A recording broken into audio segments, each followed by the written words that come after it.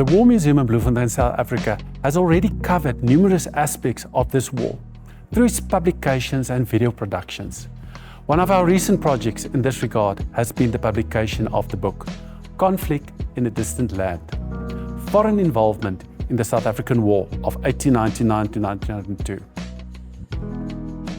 Though relatively small in number, but of significant symbolic value in demonstrating international solidarity with the Boer cause, was the active participation of foreign volunteers in the battles of the South African War. In total, about 3,000 local foreign immigrants and volunteers from abroad took up arms against the Imperial British forces. These volunteers mostly originated from the Netherlands and Belgium, Germany, Ireland, France, the United States of America, Scandinavia, Russia, Italy, Switzerland, Greece, and Austria-Hungary. A limited number of volunteers from the present-day Bosnia, Croatia, Poland, Bulgaria, Chile, Brazil, Portugal, and Scotland likewise participated on the Boer side in the hostilities. The participation of volunteers from abroad was mostly motivated by a mixture of adventurism and deep-rooted socio-political sentiments against British imperialism. Numerous sources confirm the bravery and meaningful contribution of many of these foreign volunteers during the war. Apart from their noteworthy involvement in the Boer War effort on the battlefields, many foreign volunteers also provided non-combatant aid in the form of ambulance services and the establishment of hospitals under the auspices of the International Red Cross. Between late 1899 and early 1900, 14 foreign ambulance units from 9 different countries arrived in the Transvaal and Orange Free State Republics. Through their selfless humanitarian aid, these foreign volunteers in the ambulance units provided crucial medical services, not only in nursing the Boers, but also the British.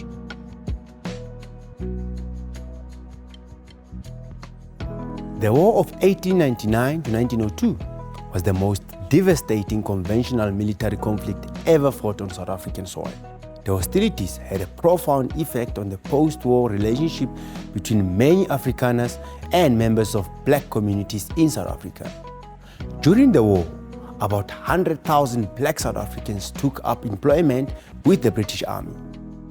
This involvement was not only motivated by securing much-needed income to survive, but also the futile hope of attaining improved political rights after the war.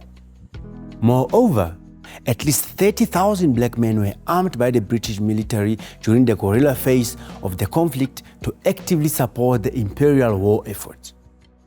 In nationalist Afrikaner circles, this support to the British by black people was interpreted as siding with the enemy, causing intensified discrimination, political oppression, and land dispossession.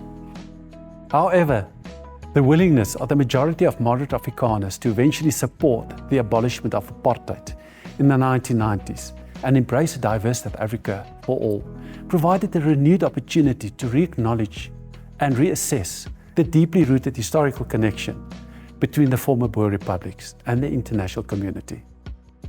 Since its establishment in 1931, the War Museum in Bloemfontein gradually assembled a diverse collection of items related to the South African War.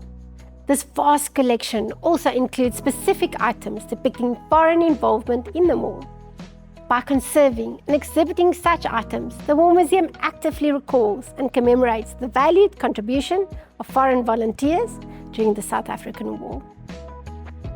Given the fact that the War Museum often attracts international visitors and interest, the museum decided to officially launch its new publication and exhibition on foreign involvement in the war to coincide with the G20 summit being presented in South Africa.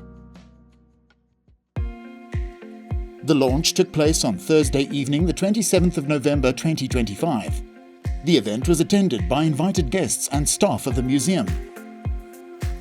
There was a sense of anticipation in the air as the attendees awaited the introduction of this groundbreaking new publication and exhibition. Danae Swanepoel from the War Museum welcomed the guests, whereafter the director of the War Museum, Toki Pretorius, who played a pivotal role in initiating the project, contextualized the publication of the book and exhibition. Dr. Johan van Zyl from the War Museum elaborated on the contents of the publication.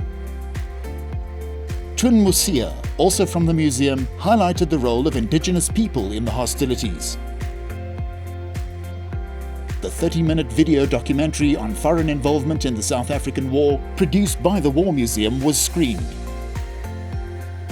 Afterwards, a copy of the new publication was presented to the chairperson of the Museum Council, Mr. Quinton Norris.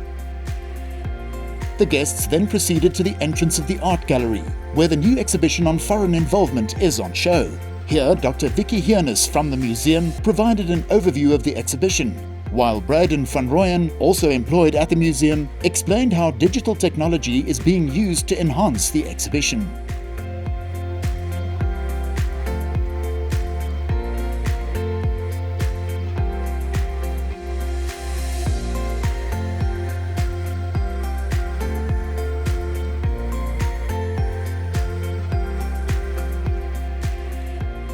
After a ribbon-cutting ceremony conducted by a council member, Ms. Mosa Rabanye, guests could explore the exhibition firsthand.